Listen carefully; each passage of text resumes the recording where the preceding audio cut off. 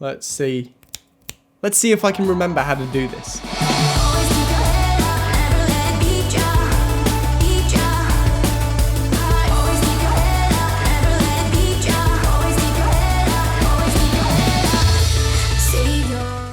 Hey guys, Will here. I am finally back after my long forced break. I got a new camera. If you guys want to see more about that, I made that video on Tuesday explaining basically where I'd been. But today we are going to be booming back into things with a mechanical keyboard review. And not only is it a mechanical keyboard, but it's also an affordable Mac mechanical keyboard. I've been wanting one of these for ever. So a few weeks ago, Velocifire hit me up in the email and asked me if I wanted to take a look at a mechanical keyboard, which I always love doing. But there was something truly special about this keyboard in that it's natively designed for Mac, and not only that, but it's also fairly wallet friendly. Now, obviously, this is a huge deal for me because not only am I a mechanical keyboard fanatic, but I'm also a Mac user. So if this is a good keyboard, this could be amazing for me. And if you're in the same situation, then it could be amazing for you too. Let's check it out. Now, the first thing I noticed when I got into the box was the standard cardboard box, which isn't usually a good sign, as most of the lower quality keyboards that I've ever used come in boxes similar to this. But when I got it out of the box, I was actually pleasantly surprised. The backplate's metal, the casing is a solid plastic, the keycaps are a shine-through ABS of a moderate thickness, which I will not be replacing, and I will explain why later. The backlighting is a tasteful and consistent white,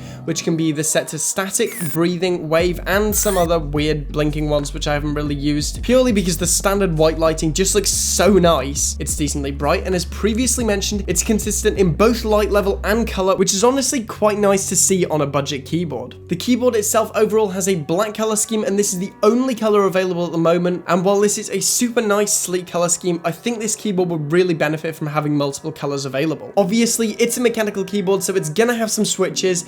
How are they? Well, these are Jixton switches.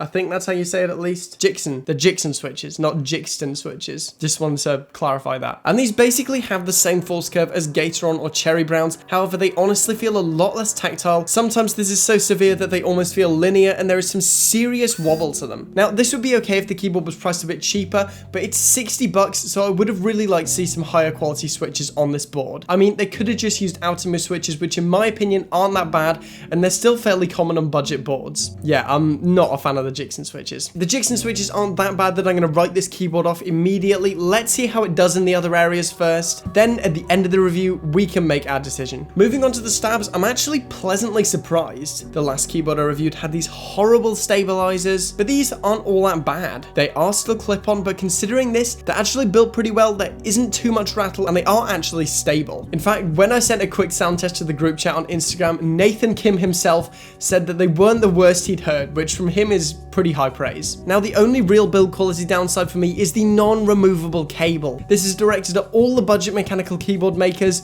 A braided cable is not a replacement for a removable one. Okay guys, so now let's talk about how this works with my Mac, which is what this keyboard was designed for. And honestly, it is really good. All of the same function keys that are available on my Magic keyboard are also included here, hence why I'm not replacing the keycaps. And they all work flawlessly, which is simply incredible and thoroughly refreshing for me, as most of my other keyboards do nearly none of the standard Mac tasks. This makes everything from basic day-to-day use, such as skipping songs or adjusting volume, or even turning the brightness down on my display, so much easier. Before, when I was using a mechanical keyboard with my Mac, I had set up these like sliders on the top of my screen so I could adjust volume and brightness and stuff like that, and it really wasn't fun. So now I'm very thankful that there's a mechanical keyboard out there that exists where I can do all the things that I wanted to do on a Magic keyboard, but simply with a mechanical. This keyboard's also great for editing on Mac, which I do a lot of, so that's good to know. All of the functions work, and honestly, that's enough. It allows me to properly use my keyboard when editing, getting the native Mac experience,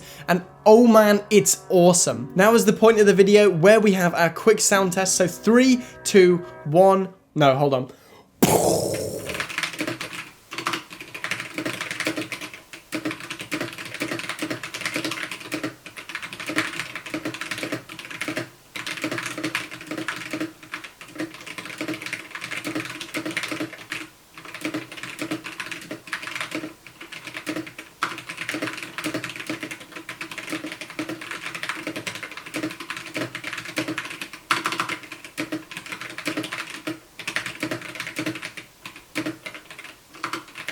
Okay guys, so overall, I really like this keyboard. I love how I can use native Mac functions while still using a mech board. I will be swapping out these switches, probably with Gateron Blacks or Zeals. Those are my two favorite switches. What's your favorite switch?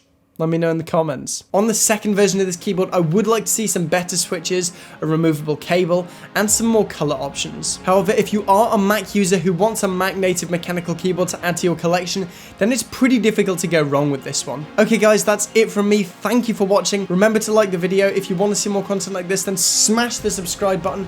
I'm trying to hit 10K by April the 1st, so every single subscription is massively appreciated.